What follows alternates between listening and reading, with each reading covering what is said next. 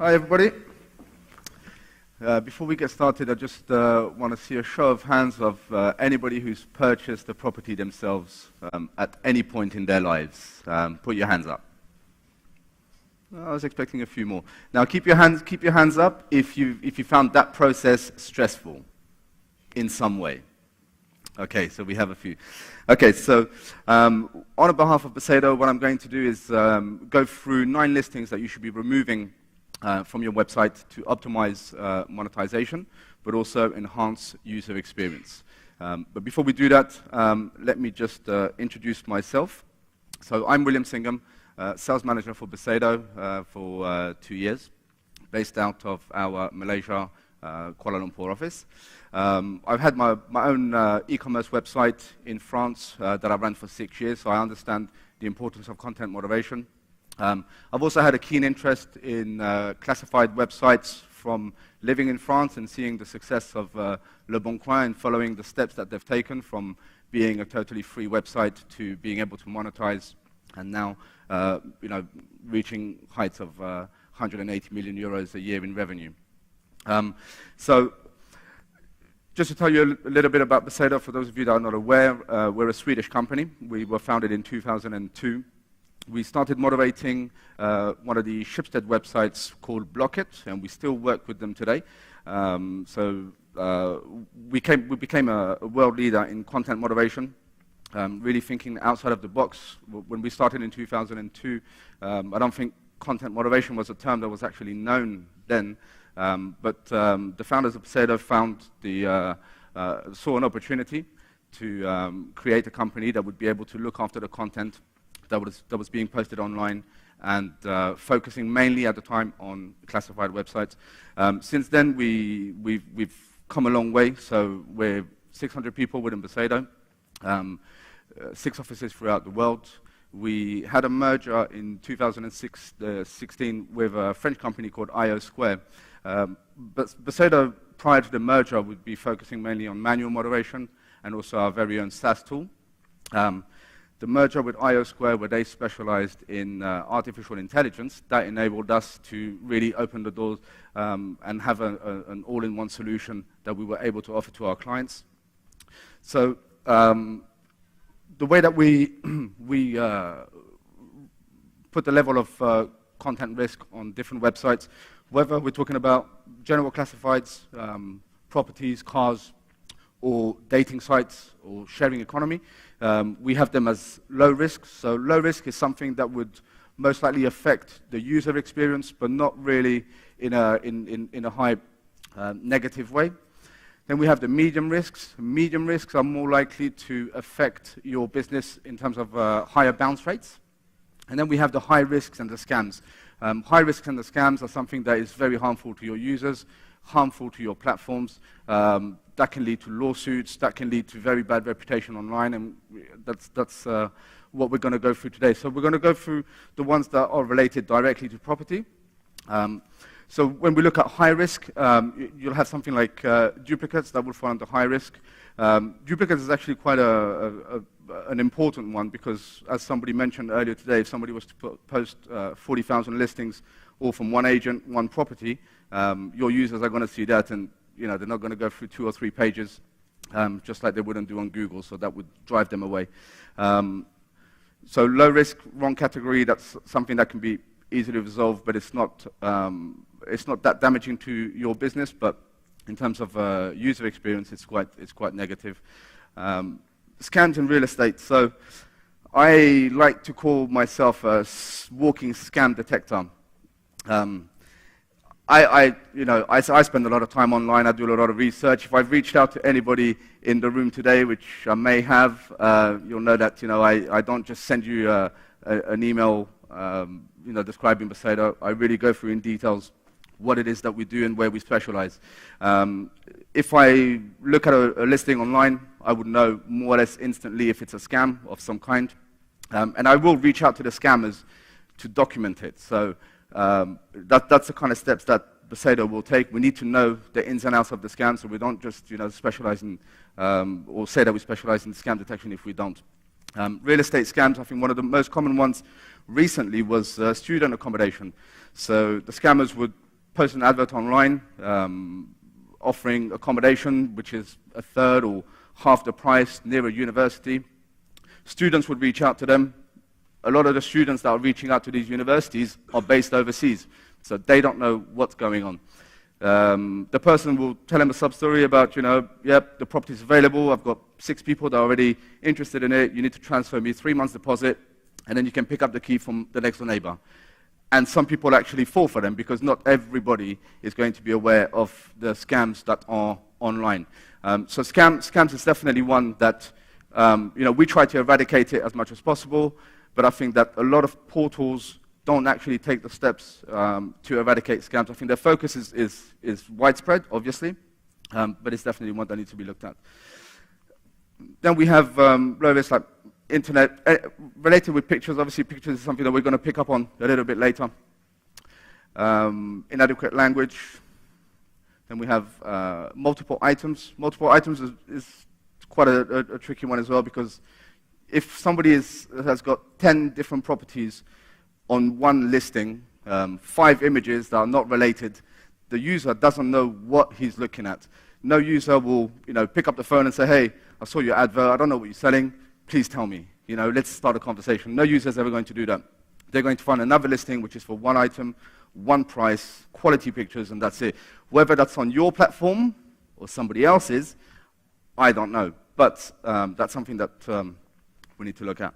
And then also light description, undescriptive titles, that's something that we're going to pick up as well. And then we have, on medium risk, pure marketing, which doesn't help a platform that is advertising properties, whether it's from individuals or professionals. And then hidden professionals. Hidden professionals we're going to pick up on as well.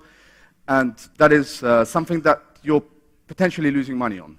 So let's look at duplicates. As I mentioned, if somebody was to put the same ad with the same pictures, same listing, thinking that putting it 50 times over the course of 2 or 3 pages is going to increase their chances of selling it, it doesn't. What it actually does, it undervalues the product. It gives the website a bad reputation because they know that the ads are not being looked at, and the user is most likely not going to stay on that particular listing or your platform and move on. And 75% of users actually do find duplicates online, and I think we've all seen them. So hidden professionals, that's a tricky one. If you are, it really depends on your platform as well, because not everybody's platform is going to be the same. But on some platforms, you will have individuals that don't pay, and you have professionals that do pay. The professionals will try and cut corners and save money, and advertise on the platform as an individual. 2 things that does is a lot of home buyers want to buy from a professional because they know that that professional will have the networks and the links for financing, for insurances, and stuff like that. And it's also the trust factor. But as a revenue opportunity, that's if you have 3% of your professionals that are not paying, that could cost tens of thousands of dollars a month in terms of lost revenue.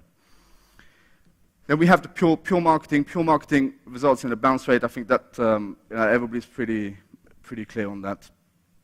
Sorry. Reducing pure marketing or eradicating it from your website will reduce it.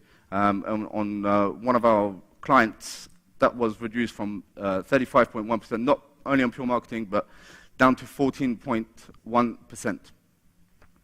So poor description. Unfortunately, I do come across ads online when I do my research where somebody will be like, I'm selling a house. They've got 10 pictures. None of the pictures are related to each other. You've got 2 different kitchens. You've got, the front of the house is very different compared to what it's supposed to be. And that is something that is obviously not interesting for the buyers because they don't want to, again, pick up the phone, call up the seller and say, I saw your ad. It sounds interesting that you're selling a house, but please tell me more about it.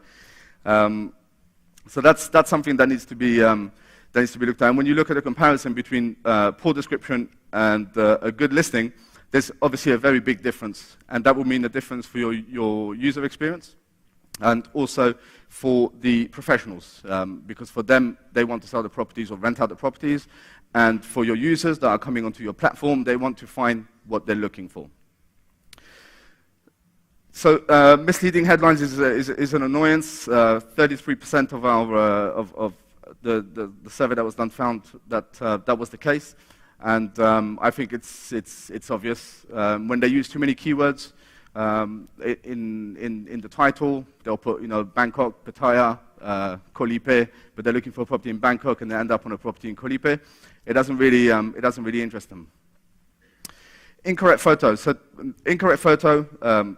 Anybody who's looked at properties, I think now it depends on the regions as well, but I know that in Malaysia, for example, a lot of the professionals don't want to put actual pictures of the property because they are scared that a different agent is going to come along and steal that property.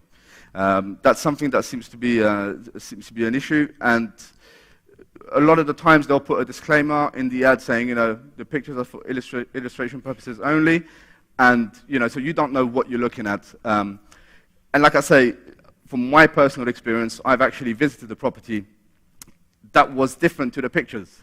You can tell the layout of the kitchen was different. It was the same condo, obviously, but they just used one set of pictures and want to put as many ads online as possible. So what Besedo can do for that is image moderation through artificial intelligence. So we are able to detect things like on this image here, where you have the house, obviously, the windows, air conditioning units. But it's also if you have a picture of a living room that only has a sofa, for example, it's quite irrelevant to what it's supposed to be in terms of the quality of the images, if the image is blurry, if it has people in the images, if it has pets, anything like that could be a negative on the quality of the pictures. Our solution can sort that out for you. Wrong categories. So I think there's a lot of times where we look for something and we know that categorization across the board, it's not just in properties, but in cars, you look for a BMW, you end up on Mercedes. You look for a rented property, you find properties for sale or vice versa. So wrong category is something that is difficult for users and very negative on their experience.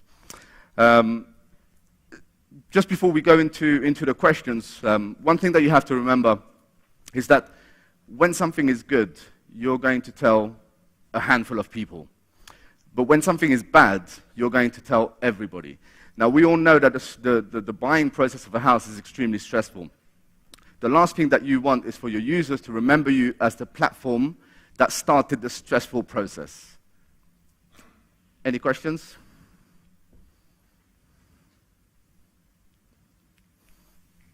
Thank you. I got questions. I've always got questions around this stuff because I think it's absolutely fascinating. What intrigues me is if you've got a portal that's uploading, and someone said today they're uploading 250 quarter of a million images a day? Mm-hmm. I think it was something, I heard that number. I can't remember if it was 25,000 quarter of a million. It was 25 in there somewhere. What's the technology behind it to allow you to identify all this stuff that's occurring? And then having identified it, how the hell do you let me know? Absolutely. So through AI, it's all about individual models that are built and trained according to your site rules, your criterias, your do's and don'ts. So when you have a model that is built for image moderation, you can send in 2 million images, 3 million images a day. Only the ones that are highlighted through the actual model for having picked up something. So if it has a face in it, if it has a pet, if it has a car, anything that is relevant to property would be detected, and then it would either accept the image, refuse it, or have it sent to your manual moderation. Right. So it goes to a manual moderation type format. Are you able to add a degree of intelligence to that to say, well, it's an image, we've rejected it, and send it back to the person who posted it, and allow them to solve the problem? Yeah, so through the actual websites, you can have that, but that would be on the portals themselves. Yeah, of course. So to have that system in place where you go back to your user and say, this is not right, that needs to be changed, submit it back to us, and then we'll put it through again. If it goes through the system again and those images have been modified, then it's fine. If they haven't done anything, they just press submit once more, then it doesn't go through. Because one of the things we chatted yesterday about in the masterclass is around listing quality. So it's not only so not only do you look at images, you look at the complete listing, the text, and so on to work out whether it's rubbish text or whether it's a good text. You also do not only the analysis of that one listing, but a comparison of that listing to all other listings to identify not only duplicates, but someone who's got similar, they change a few words. Yes, of course, yeah. When it goes through the system, it looks at, through AI, at different data points. So it doesn't have to have a 100% match on data points. If it finds similarities, then it could be that somebody's trying to bypass the system in some way. If, for example, hidden professionals, if they put a Gmail address for the sign-up, but in the text they put a, propertyxyz.com, then the system would be able to pick it up and highlight it as something potentially not right. Right. So say on my portal I've got a bunch of listings coming in every day. I need to have an external party like yourself to do image verification, so not image, listing verification, identification, flagging of potential issue listings. Yep. Sort of how much does it cost?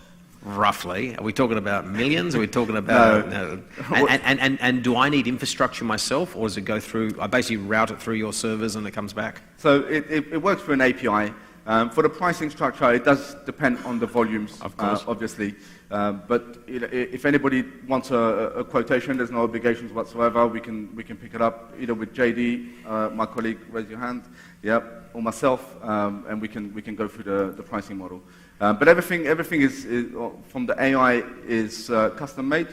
So there's quite a lengthy process in putting it all in place, but it is to ensure that we deliver very high quality. You're able to choose the accuracy levels that you want as well. So if you wanted to have a very, very strict level of quality, like some of our clients have 99.6% accuracy, then that will be reflected on what your actual automation rate will be.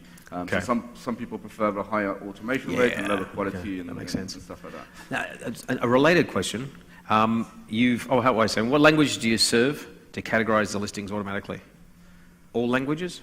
Yeah, I mean, for languages, the only language that we have a slight difficulty with at the moment is certain dialects of Arabic. But everything else, all other languages, I mean, we've got projects onboarding in Russian. We have one that has been live since October in Thai, so language is not an issue really. Okay. Do you work because the other thing around this sort of protection is also enhancement. This, for example, automatic improvement, shadows and shadow removal. Not as yet, unfortunately. We can detect it, we can highlight it and have it sent back to the user for the user to be able to rectify it and send it back. But we don't have that solution as yet.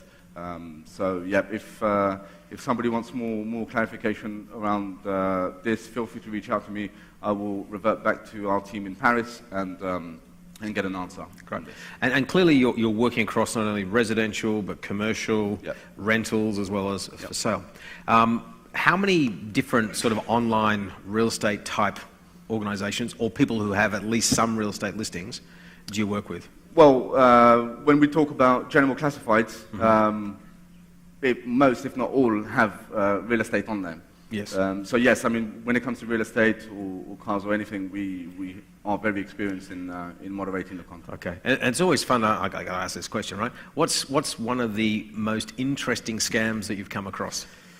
Interesting scams. I've actually. So I like sometimes when I'm bored. I like to interact with scammers.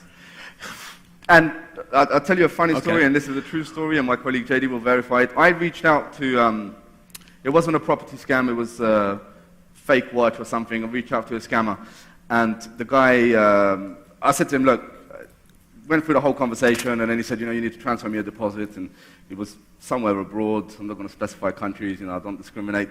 So, and I said, look, I know it's a scam. I said, I work for a company that specializes in this. I just wanted to see at what point it was a scam. And it was after about, quite lengthy, I think it was about 30 or 35 email exchanges.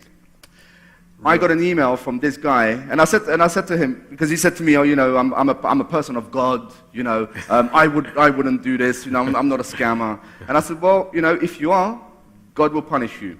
I got an email from this guy about 4 months later saying to me, you were right, I was a scammer. But I have now, I guarantee you, I swear to God, I've stopped everything. But he was explaining to me that in his country's financial situation is very difficult, and that's one of the easiest options that they find. Mm-hmm. But I think it was quite moving, because he owned up to it. I mean, for 4 months we didn't exchange any contacts. He just felt the need. I don't know if he was able to sleep or not. He just felt the need to reach out to me. So that's an interesting story. But yeah. Okay, interesting. Anyway, calm as a bitch. Okay, exactly. Okay. Thanks very much. Thank you very much. Thank you. Thank you. And thanks to the Besedo guys for sponsoring drinks tomorrow night. Yes. And sorry, just one last thing. If you have kids, we have free kids T-shirts outside, courtesy of Besedo. So please help yourselves. Okay, fantastic. Thank you. Thank you.